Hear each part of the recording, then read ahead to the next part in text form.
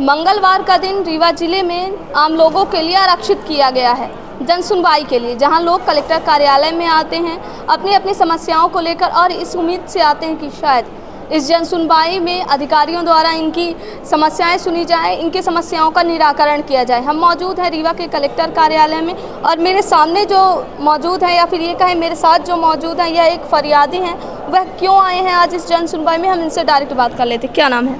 जी, मेरा हरीश कुमार तिवारी नाम है, जो तहसील हुजूर रीवा और ग्राम हरदी से थाना सिमरिया लगता मेरा, जो कि ज़बरदस्ती मेरे खेत में ट्रैक्टर ला के जुताई कर दिए रंजिश के कारण। जो कि उनने एक खेत में हमारा सीमांकन हुआ था, जो कि हम उसको गलत उपयोग कर रहे हैं। अधिकारी कौन गलत उपयोग कर रहा है? ये चेतमनी तिवारी है हमारे गांव का, जो ज़बरदस्ती सीमांकन करके मेरे खेत में घुसता है। तो आप पटवारी या तहसीलदार किसी से मिले होंगे, क्या बोले? जी, वो तो कहते हैं अरे तुम नहीं जानते हो, जो कि हमारा खेत हमें बरसों से है। हमारे पिताजी बुजुर्ग हैं, लकवा मार गया था तो वो लाचार थे। हमें मालूम है कि हमारा खेत कितना कहाँ कैसा, हम किसान हैं, हमें एक चीज़ सब मालूम, मगर पटवारी आरआई मिलके धोखाधड़ी कर रहे हैं हमारे साथ। वो कहता कौन है पटवारी आरआई? पटवारी हमारे यहाँ का वो आशीष तिवारी था, और आरआई? आरआई विनोद पांडे गए थे हमारे यहाँ। और वो जो कि दूसरे तरफ आता है, वो मेरे तरफ जब रंजिश के कारण हमारे तरफ कर रहा है।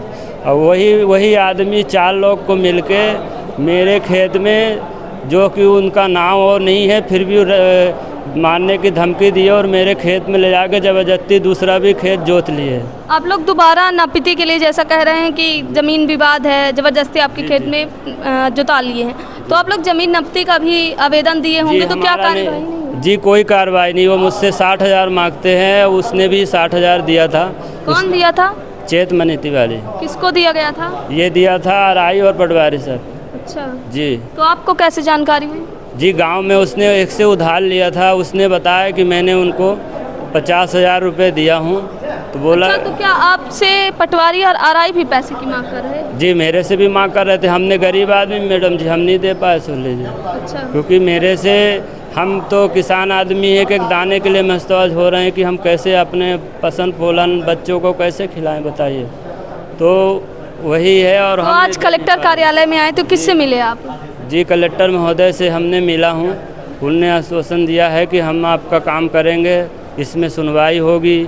जो कि थाने में भी रिपोर्ट करता हूँ, उनको भी पैसा दे देता है और कोई कार्रवाई नहीं होती, सुन लीजिए। अच्छा। उसने बोला है कि अगर अन्य खेत में भी और मैं जोश दूंगा और यहाँ आओगे तो हाथ पैर और जान से मारने की धमकी दिया है। बोला क्या बोली हैं आपको कलेक्टर मैडम?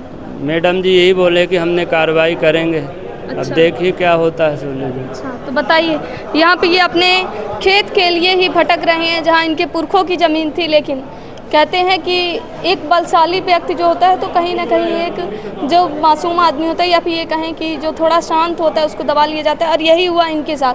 पुरखों से पड़ी ज़मीन को कोई और जोत गया, वजह थी गुंडागिरी और आपसी रंजिश। अब देखना दिलचस्प होगा कि क्या कलेक्टर कार्यालय में जन सुनवाई में आने के बाद क्या इनकी समस्याओं का निदान होता है या फिर ये मामला भी दब कर रह जाएगा फाइलों के बीच। वीडियो जर्नलिस्ट नीरज के साथ सोनाली दुबे की रिपोर्ट।